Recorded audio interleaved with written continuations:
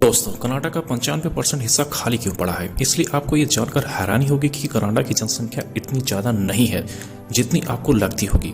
असल में कनाडा की जनसंख्या बहुत ही कम है। आपको ये बता दें कि क्षेत्रफल के मामले में कनाडा इस पृथ्वी की सेकंड बिगेस्ट कंट्री है। मतलब कनाडा का क्षेत्रफल इसे दुनिया का दूसरा सबसे बड़ा देश बनाता है।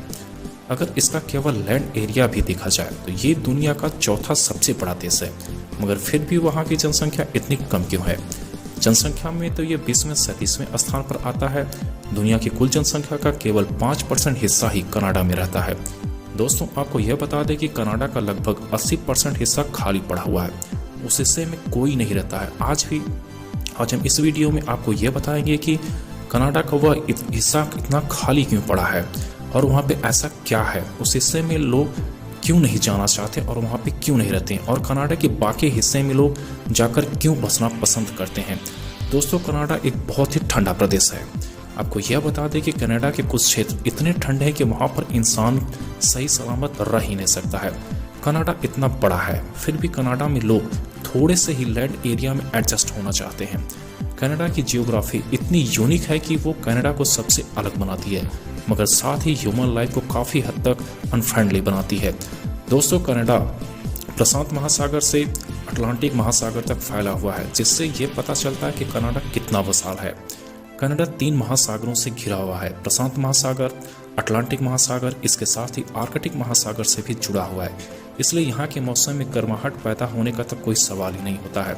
कनाडा की तटीय लंबाई यानी कि कोस्टल एरिया 1,51,437 मील है। कनाडा की जियोग्राफी को आपको समझने के लिए या फिर इसकी जियोग्राफी को आप 2 दिशाओं से समझ सकते हैं।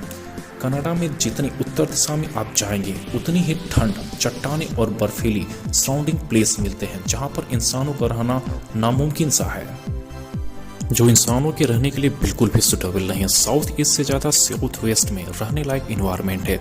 वहाँ जियोग्राफिकल डाइवर्सिटी हरी भरी घाटियों से लेकर के ड्राई वैली और डेजर्ट, कहीं कहीं भी तो मैदानी इलाके भी हैं जो ह्यूमन के रहने लायक हैं। अगर बात करें कनाडा के वेस्ट की, तो ये पैसिफिक ओशन से लगता है। यहाँ पहाड़ी इलाका बिल्कुल पैसिफिक ओशन की एज से मिलता हुआ है।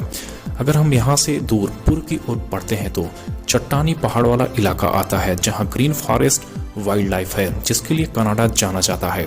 यही वो इलाका है जहाँ नेचुरल ब्यूटी के लिए कनाडा पूरे वर्ल्ड में फेमस है। अगर हम बात करें कनाडा के मौसम की, तो जिन इलाकों में लोग रहते हैं वहाँ टेम्परेचर दिसंबर से मार्च तक -20 डिग्री सेल्सियस तक रहता है। इसलिए कनाडा दुनिया के सबसे ठंडे प्रदेशों में से एक माना जाता है। कनाडा में कुल 31,752 झील हैं।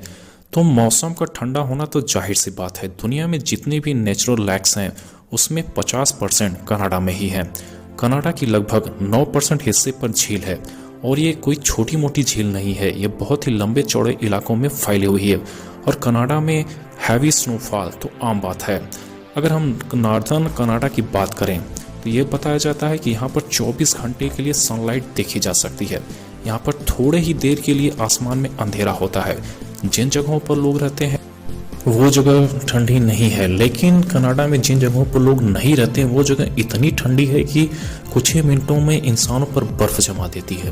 दोस्तों, अब तो आप समझ गए होंगे कि कनाडा का 90% हिस्सा क्यों खाली रहता है।